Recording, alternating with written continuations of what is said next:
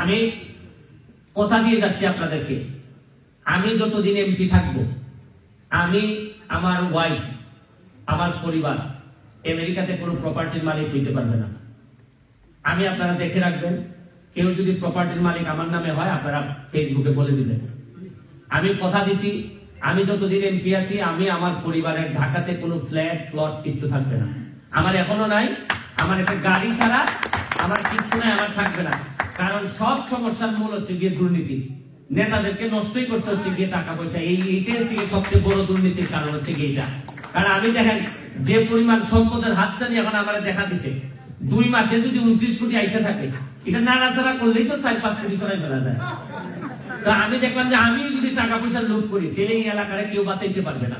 আপনারা যদি, আমি কখনো বিপদে পড়ি, পৃথিবীতে না থাকি, কখনো যদি একেবারে নিঃশেষ হয়ে যায়, তাহলে আমার পরিবারটাকে আপনারা দেখে রাখবেন।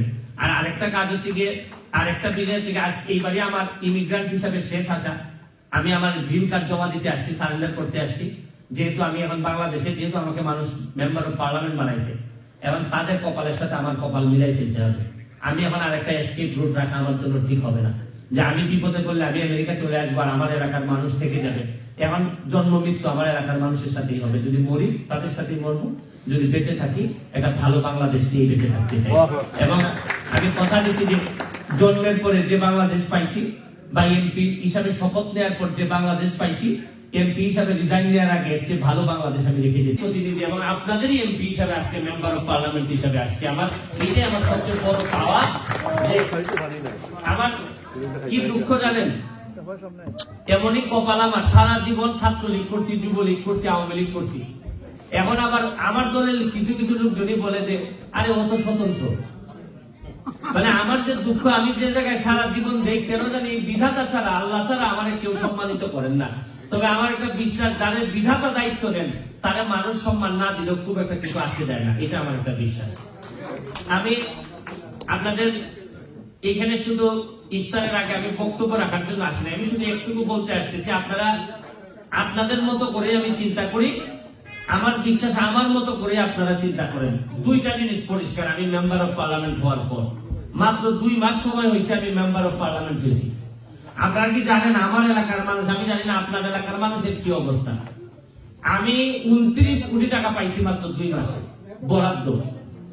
এবং আশ্চর্য বিষয় হচ্ছে আমার এলাকার লোক বিশ্বাসই করে না, কারণ গত 50 বছরে কোন এমপি বলেন নাই যে তারা যে 29 কোটি টাকা বা 20 কোটি টাকা 25 কোটি টাকা পাইছে। আমি আশ্চর্য যে এইটাকে আমার বাপের টাকা, এটা তো মানুষের টাকা। মানে লুকালুকিটা কখন হয়, যখন মাইরা দেওয়ার ধান্দা হয়। নাইলে আমারে দিছে রাষ্ট্র, আমারে টাকা দিছে, শেখ হাসিনা সরকার আমারে টাকা দিছে, এই টাকা আমার জনগণের টাকা, আমার 6.5 লক্ষ মানুষের জন্য টাকা। এই টাকা আমি প্রতিটা পাই পাই করে হিসাব দিব। এবং আপনারা দেখেন, আপনারা আমেরিকাতে বসে আমেরিকান পলিটিশিয়ান যারা আছেন তাদের ব্যাপারে কিন্তু আপনারা সুনাম করেন, যে দেখেন আমেরিকান পলিটিশিয়ানরা এই সামান্য একটু এলিগেশন আসলেই তারা রিজাইন করে, কোনো তহবিল তসরুপের কোনো ঘটনা নাই, এরা খুবই মাটির মানুষ। আমি বিশ্বাস করতে চাই, আমি আপনাদের সামনে একটা এক্সাম্পল তৈরি করতে চাই, শুনেন। আমেরিকান পলিটিশিয়ানদেরও তো পলিটিক্স এর পাশাপাশি এদের পার্সোনাল বলে, লাইফ বলে কিছু থাকে। কিন্তু আমি অনেক দেশে জন্মাইছি, বিশ্বাস করেন আমার পরিবার তো গেছে, আমার মানুষের জন্য কাজ করতে করতে সম্পদ হওয়া তো দূরের কথা, ব্যক্তিগত জীবনটাও আমার গেছে। আমি বিশ্বাস করি আমি যে লাইনে পলিটিক্স করতেছি তাতে আমেরিকান পলিটিশিয়ানদের জন্য আমরা দেখাই দিতে চাই যে আমাদের দেশেও একজন পলিটিশিয়ান আছে যিনি চাইলে আন্তর্জাতিক মানে বুঝতে পারে। আমি আশ্চর্য জানেন, 5 বছর মানুষ এমপি হয় না, দেখা যায় যে প্রায় 20 কোটি 50 কোটি টাকার মালিক হয়ে যায়। 3টা 4টা বাড়ি হয়, 10টা বাড়ি হয়ে যায়, 9টা বাড়ি হয়ে যায় নিউ ইয়র্কে। আমার কাছে মনে হয় যে আমি শুধু দল করি বলে কি আমি আমার দল করে এরকম একটা দুর্নীতিবাজ লোক থেকে আমি ম্যান্ডেট দিতে পারি? আমার যদি ব্যক্তি থেকে যদি দল বড় হয়, দলের চেয়ে যদি দেশ বড় হয়, দেশের স্বার্থে যদি আমি দেখি আমার কোন লোক আমার নিজের দলেরই যদি দেখি দুর্নীতিবাদ, আমি বিশ্বাস করি যে আমাকে অনেকে মনে করেন যে দুর্নীতির প্রতিবাদ করতে গিয়ে আমি নমিনেশন পাই নাই। আমি বিশ্বাস করি এবং আমি আপনাদেরকে কথা দিয়ে যাচ্ছি, এই প্রতিবাদ আমি চালাই যাব, তাতে কি আমাদের আগের দিনও যদি নমিনেশন না পাই তাও আমার কোনো অসুবিধা হবে না। এবং আমি আরেকটা কাজ করে যাচ্ছি, আরে এমপি তো হয়েছি মাত্র একটা কনস্টিটিউয়েন্সি, মাধবপুর চুনারঘাট। আমি যেভাবে কাজ করে যাচ্ছি আপনারা দোয়া করেন, যদি আমি 5 বছর আর খালি বাঁচি, বেশিরভাগ এমপিদের উপর প্রেসার করবে যে ব্যারিস্টার সুমন যদি করতে পারছে আপনারা পারবেন না কি করবেন। আপনারা জানেন এই যে আমি 2 মাসের এমপি হওয়ার পর 9টা ফুটবল মাঠ জাতীয় মানের করার জন্য কাজ চলতেছে। একটা মরাগান ময়লার নদী আমি নিজে ডুব দিছি। আমি এমপি হয়ে বাংলাদেশের ইতিহাসে প্রথম মানুষ জিজ্ঞেস করে যে এত ময়লায় তুমি 54টা বাথরুমের লাইন ছিল এই নদীতে, এইখানে আমি ডুব দিছি। আমাদের লোকজন জিজ্ঞেস করে যে তুমি ভয় পাও না?